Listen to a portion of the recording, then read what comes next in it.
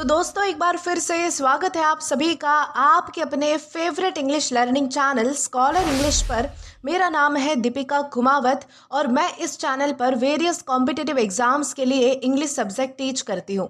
तो बेसिकली आज के इस वीडियो में हम एक बहुत ही शानदार और एक बहुत ही इंटरेस्टिंग पोएम को डिस्कस करने वाले हैं जिसका नाम है it is needless to ask of a saint by Sant Kabir. तो चलिए हमारी इस पोएम में आगे बढ़ने से पहले सबसे पहले हम इस पोएम लिखने वाले व्यक्ति के बारे में थोड़ी बहुत इंफॉर्मेशन देख लेते हैं। तो दोस्तों अगर बात की जाए संत कबीर के बारे में तो इनका जो जन्म है वो 1398 बनारस जौनपुर सल्तनत जो कि आज के प्रेजेंट टाइम में वाराणसी उत्तर प्रदेश है ना वहां पर हुआ था। दोस्तों संत कबीर ये जाने माने इंडियन डिवोशनल मिस्टिक पोएट और संत है। उन्होंने रचनाओं के माध्यम से धर्म जाति और अंधविश्वास के खिलाफ आवाज उठाई। उनके कुछ फेमस वर्क्स है जैसे कि बीजक, कबीर ग्रंथावली, अनुराग सागर, सखी ग्रंथ एक्सेट्रा। और लास्टली उनकी जो डेथ है वो आज के उत्तर प्रदेश में यानी कि उस स्थान पर हुई थी। तो दोस्तों आपको ये सारी इन्फॉर्मेशन ध्यान रखनी है जो कि हमने हमारे रचयिता के बारे में जानी है। अब दोस्तों एक और बात आपको ध्यान रखनी है कि ये जो पोयम है एक्चुअली इसे पोयम ना कहकर ये एक दोहा है जिसे हिंदी में जो है वो जात न पूछो साधु की इस नाम से जाना जाता है। तो ये जो इंपॉर्टेंट पॉइंट है वो भी आपको ध्यान रखना है। अब इसी के साथ हम आगे बढ़ेंगे और जानेंगे कि इस पोयम में यानी कि इस दोहे में हमें क्या बताया गया है, हमें क्या मैसेज दिया गया है, इसका थीम क्या है। ये सारी बातें जो है हम वो ब्रीफ में जान लेंगे ताकि आपको पोयम समझते वक्त बिल्कुल भी कोई भी डिफिकल्टी ना हो कि हम किस बारे में बात कर रहे हैं। दोस्तों अगर बात की जाए इस पोयम के बारे में तो हमारे जो संत कबीर है वो इस पोयम के माध्यम से सोसाइटी को एक बहुत ही सिंपल पर स्ट्रॉन्ग मैसेज देते हैं। वो बताते हैं कि इंसान की पहचान उसकी जाति या फिर धर्म से नहीं होती है बल्कि उसके दिल, उसकी भक्ति और उसके ज्ञान से होती है। अब जब संत कबीर का जो मतलब कि टाइम था जिस टाइम पर वो थे उस टाइम पर जो है वो लोग कास्ट और धर्म के नाम पर एक दूसरे को बहुत ही अलग समझते थे, ऊपर नीचे वाला भेदभाव करते थे यानी कि सुपीरियर इन्फीरियर वाला भेदभाव उनके बीच होता था। पर कबीरदास को ये बिल्कुल भी पसंद नहीं था। इस पोयम में वो एग्जाम्पल देकर समझाते हैं कि चाहे कोई पुजारी हो, कोई सिपाही हो, कोई व्यापारी हो या फिर कोई सिंपल काम धंधा करने वाला इंसान हो, सब भगवान को ही ढूंढ रहे होते हैं। उनका मैसेज ये है कि भगवान के सामने सब बराबर है, इसीलिए किसी भी व्यक्ति को उसके जन्म के बेसिस पर जज करना गलत है। ये जो पोयम है वो हमें ये सिखाती है कि हमें इंसान को उसकी सोच और उसके कर्म से पहचानना चाहिए, ना कि उसकी जाति और धर्म से। तो दोस्तों ये सारी बातें आपको ध्यान रखनी है। अब इसी के साथ हम आगे बढ़ेंगे और इस पोयम को डिस्कस करेंगे लाइन टू लाइन एक्सप्लेनेशन देखकर ताकि आपको सब कुछ अच्छे से समझ आ जाए। तो चलिए आइए शुरू करते हैं। अब दोस्तों हमारे इस पोयम की सबसे पहली लाइन आती है it is needless to ask of a saint the caste to which he belongs. दोस्तों इस लाइन में हमारे जो कबीरदास है वो सिंपल सी बात समझा रहे हैं कि अगर कोई इंसान सच में संत है, मतलब वो भगवान से जुड़ा हुआ है, उसका अगर दिल साफ है, वो सच बोलता है और सबसे प्यार करता है, तो फिर उससे ये पूछना कि तुम किस जाति में पैदा हुए थे ये बिल्कुल ही बेकार बात है, बिल्कुल ही गलत बात है। अब हमारे जो कबीरदास है ये जो लाइन है वो इसलिए बोल रहे हैं क्योंकि उनके टाइम पर लोग सबसे पहले किसी का नाम या फिर किसी की जाति ही पूछते थे और फिर डिसाइड करते थे कि सामने वाले व्यक्ति की इज्जत करनी चाहिए, उसे रिस्पेक्ट देनी चाहिए या फिर नहीं। अब हमारे कबीरदास को ये जो सोच है वो बिल्कुल ही गलत लगती थी। उनका मानना था कि संत की पहचान उसके भक्ति से होती है, उसकी बातों से होती है, उसके कर्म से होती है, ना ही उसके जन्म से। ओके, अगर कोई भगवान का सच्चा भक्त है तो उसकी कास्ट बिल्कुल भी मैटर नहीं करती। इस लाइन के थ्रू हमारे जो कबीरदास है वो सोसाइटी को जगाना चाहते हैं और बताना चाहते हैं कि जाति के बेस पर किसी को भी जज करना गलत है, क्योंकि भगवान के सामने सब बराबर है, सब एक ही जैसे है, यानी कि सब कैसे हैं तो बिल्कुल लेवल पर है, कोई ऊंचा नीचा नहीं है। तो इस तरीके से यहाँ पर हमारी इस पहली लाइन में बताया गया है कि किसी भी संत से ये पूछना कि आप किस जाति से बिलोंग करते थे या फिर आप किस जाति से आते हो, आपका धर्म क्या है, ये बिल्कुल ही बेकार बात है, बिल्कुल ही गलत बात है। तो इस तरीके से आपको ध्यान रखना है। दोस्तों इसके बाद आगे कहा जाता है for the priest, the warrior, the tradesman and all the 36 castes are alike seeking for God. दोस्तों यहाँ पर जब ये बात कही जाती है तो हमारे जो कबीरदास है वो ये समझा रहे हैं कि चाहे कोई पुजारी हो जो मंदिर में पूजा करता हो यानी कि मंदिर में काम करता हो, या फिर कोई वॉरियर हो जो सरहद पर लड़ता हो, या फिर कोई व्यापारी हो जो सामान बेचता हो, या फिर कोई दूसरी जाति का इंसान हो, सबका जो गोल है वो अंदर से एक ही है, यानी कि सबका जो एम है, हमारी जो सबकी जो मंजिल है वो एक ही है। और वो मंजिल क्या है तो भगवान को पाना। कबीर यहाँ पर जो है वो 36 कास्ट बोलकर ये दिखाना चाहते हैं कि चाहे जातियाँ जो है वो कितनी कितनी भी अलग अलग क्यों ना हो, सब लोग जो है वो अपनी लाइफ में सुकून, सच और भगवान की तलाश में ही लगे होते हैं। वो ये बताना चाहते हैं कि ऊपर से लोग जो है वो अलग दिखते हैं, अलग काम करते हैं, पर अंदर से सबका जो दिल है वो एक ही चीज़ चाहता है, और वो चीज़ है भगवान। यानी कि हम सबको किसकी तलाश है, तो भगवान की ही तलाश है। भले ही हम जो है वो बाहर से अलग दिखते हैं, हमारे कपड़े अलग है, हमारी जाति अलग है, हमारा नाम अलग है, हमारा रूप अलग है, खाने पीने का तरीका अलग है, हमारे मतलब कि सारे तौर तरीके अलग क्यों ना हो, लेकिन कहीं ना कहीं हम सब जो है वो एक ही रेस में है, और वो है भगवान को पाने की रेस। दोस्तों, इस लाइन में कबीर का जो इंटेंशन है वो ये है कि लोग समझ पाए कि जब सबका भगवान एक है और सब उसी को ढूंढ रहे हैं, तो फिर जाति के नाम पर इतना भेदभाव करना बिल्कुल ही बेकार है, बिल्कुल ही गलत बात है। वो सोसाइटी को ये फील करवाना चाहते हैं कि हम सब जो है वो एक ही रास्ते के मुसाफिर है, बस नाम और पहचान अलग है, पर मंजिल तो एक ही है। तो इस तरीके से यहाँ पर बताया गया है कि चाहे कोई पंडित हो, कोई लड़ने वाला व्यक्ति हो, कोई व्यापारी व्यक्ति हो, लेकिन ये जो सब है, यानी कि जो 36 जातियों वाले जो सभी लोग हैं, ये सिर्फ भगवान को ही ढूंढ रहे हैं। तो इस तरीके से आपको समझना है। तो दोस्तों, इसके बाद हमारी अगली लाइन आती है, it is but folly to ask what the caste of a saint may be. दोस्तों, यहाँ पर ये जो लाइन है, इसमें हमारे जो कबीरदास है वो ये बोल रहे हैं कि किसी भी संत को उसकी जाति पूछना सिर्फ बेवकूफ़ी भरा काम है। यहाँ पर फॉली का मतलब है बिना सोचे समझे गलत सोच रखना, यानी कि बेवकूफ़ों जैसी सोच रखना। यानी कि हमारे जो संत कबीर है, उनको लगता था कि लोग जो है वो जाति के चक्कर में फंस चुके हैं, कि उन्हें जो है वो किसी की असली बात, किसी की असलियत दिखाई नहीं देती है। अगर कोई इंसान सच में भगवान का भक्त है, उसका अगर दिल साफ है, वो सबसे प्यार करता है और सच्चाई से जीता है, तो फिर उसका जन्म किस घर में हुआ है, इससे क्या फर्क पड़ता है। कबीर ये जो लाइन है वो इसलिए बोल रहे हैं क्योंकि वो लोगों की सोच को हिलाना चाहते हैं। वो बताना चाहते हैं कि जब संत का काम लोगों को सही रास्ता दिखाना और भगवान से जोड़ना होता है, तो उसकी जाति पूछना बिल्कुल ही बेकार और छोटी सोच वाली बात है।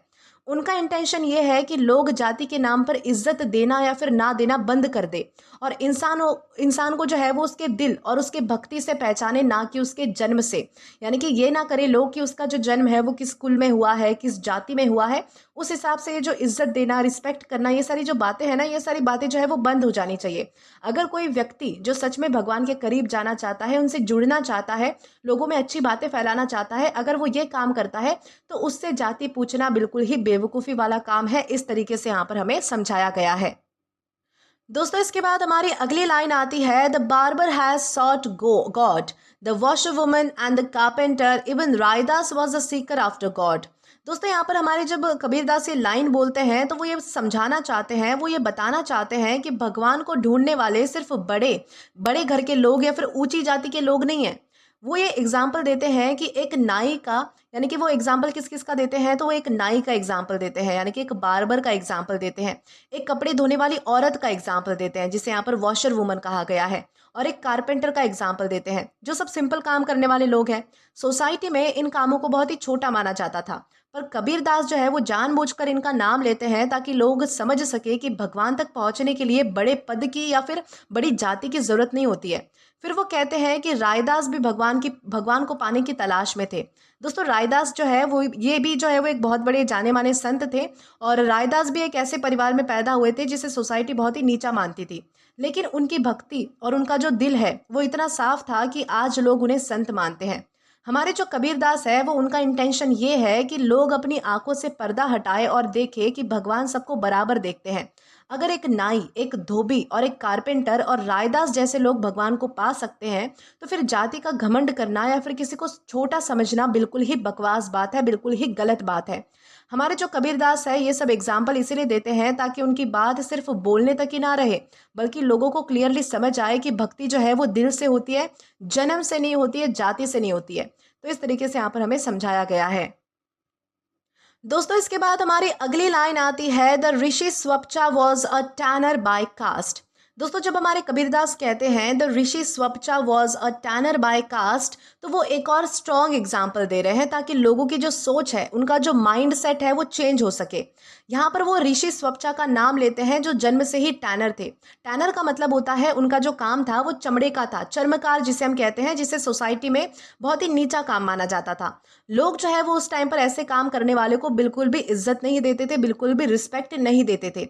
लेकिन कबीरदास से बताना चाहते हैं कि स्वपचा सिर्फ टैनर नहीं थे बल्कि एक ऋषि भी थे, मतलब ज्ञान वाले और भगवान से जुड़े हुए इंसान भी थे।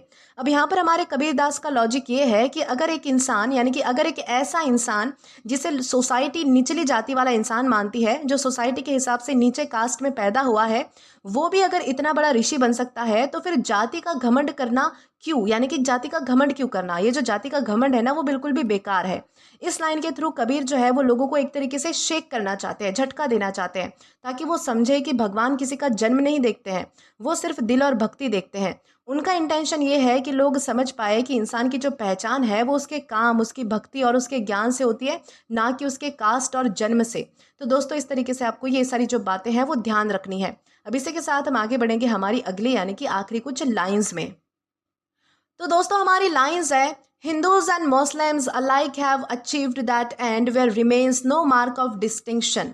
दोस्तों, इस लाइन में जो है वो हमारे कबीरदास ये समझा रहे हैं कि चाहे कोई हिंदू हो या फिर कोई मुस्लिम हो, दोनों ही भगवान तक पहुंच सकते हैं। और जब कोई सच में भगवान को पा लेता है तो वहां जाके कोई फर्क नहीं बचता। यहाँ पर दैट एंड का मतलब है भगवान को पाना, यानी कि वो फाइनल स्टेज जहाँ पर इंसान का जो मन है वो बिल्कुल शांत हो जाता है और वो पूरी तरह भगवान से जुड़ जाता है। यानी कि भगवान का और जो इंसान का मिलन है उसे यहाँ पर जो है वो फाइनल, यानी कि दैट स्टेज बोला गया है, दैट एंड बोला गया है। अब हमारे जो कबीरदास है वो ये जो लाइन है वो इसलिए बोल रहे हैं क्योंकि उनके टाइम पर लोग धर्म के नाम पर लड़ते थे और सोचते थे कि सिर्फ उनका ही धर्म जो है वो सबसे ऊंचा है, सबसे सही है। कबीर जो है वो इस सोच को तोड़ना चाहते हैं। वो बताना चाहते हैं कि जब इंसान भगवान तक पहुंच जाता है तो वो ना सिर्फ हिंदू रहता है और ना ही सिर्फ मुस्लिम रहता है, बल्कि वो सिर्फ एक भक्त रहता है। वहां जाके कोई निशान, कोई लेबल, कोई भेदभाव नहीं रहता। हमारे कबीरदास का इंटेंशन ये है कि लोग समझ पाए कि धर्म के नाम पर झगड़ा करना बेकार है, क्योंकि मंजिल सबकी एक ही है और उस मंजिल पर सब बराबर हो जाते हैं, यानी कि सब एक हो जाते हैं। तो इस तरीके से यहाँ पर हमें समझाया गया है।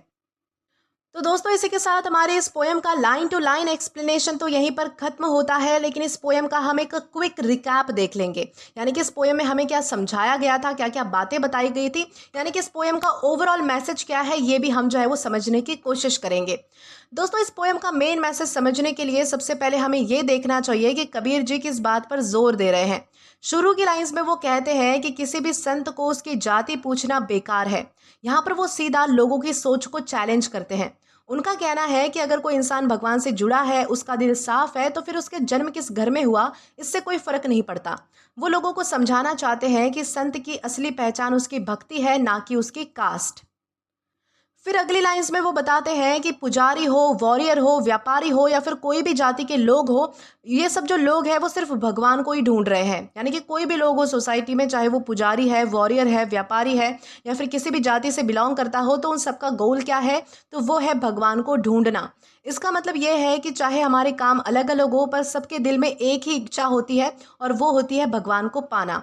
कबीर यहाँ पर दिखाते हैं कि ऊपर से हम सब अलग अलग लग सकते हैं, पर अंदर से हम सब कैसे हैं, तो एक जैसे ही है। इसीलिए किसी को उसके काम या फिर जाति के बेस पर अलग समझना बहुत ही गलत बात है। फिर दोस्तों, अगर आगे देखा जाए तो हमारे जो कबीरदास है वो एक नाई, एक धोबी और एक कारपेंटर और रायदास जैसे लोगों का एग्जाम्पल देते हैं। वो जानबूझकर ऐसे लोगों का एग्जाम्पल लेते हैं जिनको सोसाइटी नीचा समझती थी। इससे वो प्रूव करना चाहते हैं कि भक्ति सिर्फ ऊंची जाति वालों के लिए नहीं होती है, यानी कि भक्ति जो है वो ऊंची जाति वाले लोगों की कोई प्रॉपर्टी नहीं है। जो भी दिल से भगवान को याद करता है वो ही भगवान के करीब हो जाता है। इस तरह वो जो है वो ऋषि स्वपचा का भी एग्जाम्पल देते हैं, जो जन्म से ही टैनर थे, यानी कि चर्मकार थे, लेकिन अपनी भक्ति और ज्ञान की वजह से ऋषि बने। यहाँ पर कबीर जो है वो और क्लियर कर देते हैं कि इंसान को बड़ा जो है वो उसका जन्म नहीं बनाता है, बल्कि उसके कर्म बनाते हैं। इस तरीके से यहाँ पर ये भी बात हमें समझाई गई थी। फिर दोस्तों, आखिर में जब हमारे कबीरदास ये कहते हैं कि हिंदू और मुस्लिम दोनों ही उस मंजिल तक पहुंच सकते हैं जहां पर कोई भी फर्क नहीं रहता है, तो वो धर्म के नाम पर होने वाले झगड़े को खत्म करना चाहते हैं। वो समझाना चाहते हैं कि भगवान के सामने ना ही तो कोई हिंदू है, ना ही कोई मुस्लिम है, सब सिर्फ एक भक्त है। पोएम का ओवरऑल मैसेज ये है कि जाति और धर्म के नाम पर भेदभाव करना गलत है। असली चीज़ जो है वो है दिल की सफाई, प्यार और भक्ति। और कबीर जी चाहते हैं कि सोसाइटी में सब लोग एक दूसरे को बराबर समझे और जो है वो सब लोग आपस में रिस्पेक्ट के साथ जिए। ये छोटा बड़ा वाला जो भेदभाव है, ऊंच नीच वाला जो भेदभाव है, सुपीरियर इन्फीरियर वाला जो भेदभाव है, ये करना बहुत ही गलत है। यानी कि कबीरदास हमें समझा रहे हैं कि किसी भी संत से उसकी जाति पूछना, किसी भी व्यक्ति से उसकी जाति पूछना और फिर डिसाइड करना कि ये इज्जत के लायक है या फिर नहीं है, ये बिल्कुल ही गलत बात है, बेकार बात है, बकवास बात है। तो इस तरीके से यहाँ पर हमें समझाया गया था। तो दोस्तों आज के लिए बस इतना ही। आशा करती हूँ कि आपको ये जो पोयम है वो अच्छे से समझ आई हो और पसंद भी आई हो। दोस्तों अगर आपने अभी तक हमारा टेलीग्राम चैनल ज्वाइन नहीं किया है तो टेलीग्राम पर English with Deepika Kumawat search करके या फिर डिस्क्रिप्शन में दिए गए लिंक के थ्रू, साथ ही साथ अभी जो आपको आपके स्क्रीन पर QR कोड दिख रहा है वहाँ से भी आप जो है वो डायरेक्टली स्कैन करके हमारा टेलीग्राम चैनल ज्वाइन कर सकते हैं, ताकि आप कभी भी किसी भी नए आने वाले वीडियोज़ को लेकर कोई भी अपडेट्स को मिस ना करें।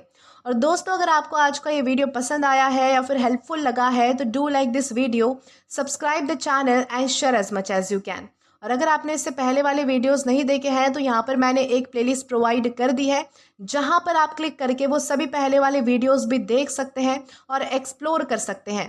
Till then keep learning. Thank you.